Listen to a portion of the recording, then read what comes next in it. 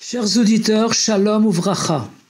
Vendredi prochain, on sera le 7 Adar, jour anniversaire de la naissance de Moshe Rabbeinu, suivi du Shabbat Trouma, Shabbat Zachor. Car comme c'est le dernier Shabbat avant Purim, on lira la paracha Zachor. On doit augmenter la joie au mois d'Adar, parce que notre Mazal est sain et fort pendant ce mois. En effet, le Mazal de Moshe Rabbeinu est fort le jour de sa naissance.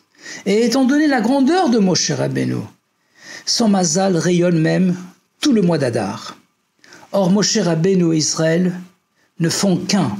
Donc le Mazal du peuple juif est également fort tout le mois d'Adar.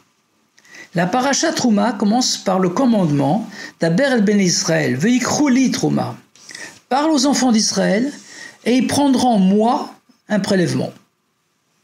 Le Zohar HaKadosh, deuxième partie, page 140, explique la juxtaposition des deux mots moi, li et prélèvement Trouma sans aucune conjonction, car ils ne font qu'un, des kulachad. En effet, la création de la matière, du Gashmiut, provient de l'essence première de Hachem, du Ein Sof, qui est seul capable de créer Yesh Me'ayin, à partir du néant. Et lorsqu'on utilise la matière pour réaliser un tabernacle pour Hachem, ou que l'on accomplisse des mitzvot avec des objets matériels, alors se dévoile la force de l'essence divine, Ma'ut Vatzmut Hachem, qui est cachée en eux. Le mot Trouma signifie à la fois prélèvement, Hafracha, et élévation, Harama, car lorsqu'on effectue un prélèvement de sa part matérielle, Chelko Ba'olam, pour la Zdaka, on élève cette matière vers le spirituel. Comme le disait souvent l'Admour HaZaken, le Balatanya Vashulchan Harav, Hachem nous accorde du matériel et on le transforme en spirituel.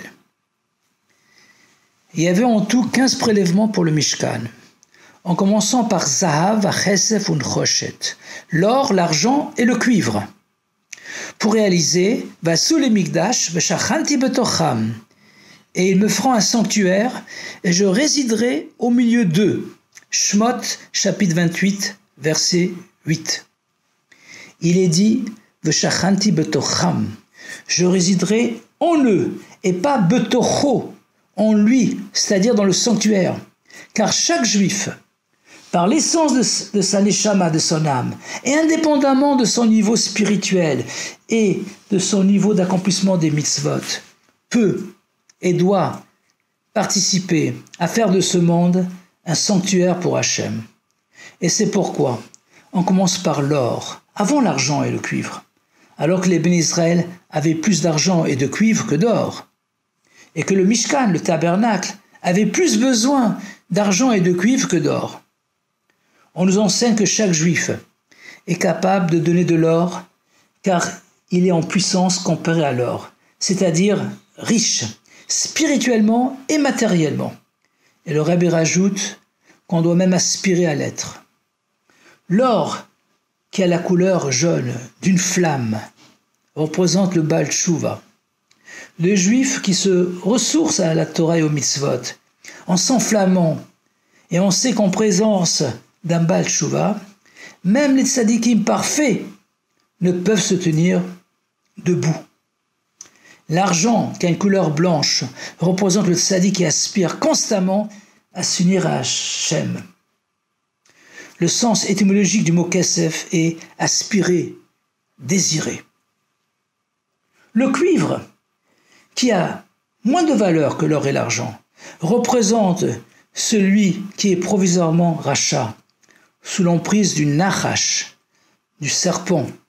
Dans le mot nechoshet, il y a le mot nachash, qui est la cause de la première faute, celle de l'arbre de la connaissance du bien et du mal, du Etz Hadat, Tovera, et de toutes les transgressions futures. Tous les trois doivent contribuer à ce que l'essence divine demeure dans ce monde. C'est d'ailleurs à ça que fait allusion le nom de ce mois. Le mot Adar, que l'on peut couper en deux, Aleph et Dar. Le Aleph, c'est Loufo Shel Olam, le maître de l'univers. Le Hadir, Bamarom Hashem. Et Dar, c'est demeure, c'est-à-dire que dans le mois d'Adar, l'essence d'Hachem demeure ici-bas, dans ce monde matériel. Moshe Rabbeinu est appelé Raya Mehemna, le berger fidèle, car il est prêt à porter sur ses épaules toute brebis égarée et la ramener au troupeau, mais aussi parce qu'il alimente et renforce notre émouna en dévoilant notre essence. Or, comme le dit Shlomo HaMelech, le roi Salomon dans Kohelet, dans l'Ecclésiaste, chapitre 7, verset 14. Zé, leumat zé, asa Elohim. Dieu a fait une chose et son contraire. La force contraire de l'Emouna et du Misirut Nefesh, du don de soi, est Amalek. Mot qui a la même gematria, la même valeur numérique, 240, que le mot Safek, le doute. Amalek sème le doute et refroidit notre Emouna et notre Mesirut Nefesh. Aman, descendant d'Amalek, était le contraire, l'opposé de Mordechai, le Moshe de sa génération. C'est pourquoi ce Shabbat, on sortira un deuxième Sefer Torah, dans lequel on lira le maftir de la paracha Kitetse, Devarim, chapitre 25, versets 17 à 19. Zachor et asher asal lecha Amalek besetchem mimitzraim. Souviens-toi de ce qu'a fait Amalek lorsque vous êtes sortis d'Égypte. L'obligation de l'écouter est un commandement positif de la Torah, mitzvah taseh medoraita, pour les hommes, et même pour les femmes, d'après quelques décisionnaires, quelques poskim. Donc il faut veiller à se rendre quitte de cette obligation. Que nous méritions non seulement de mentionner verbalement le Zachor,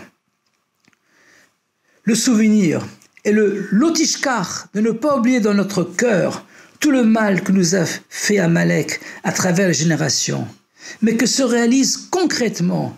Timche et zech Amalek mitachat hashamayim.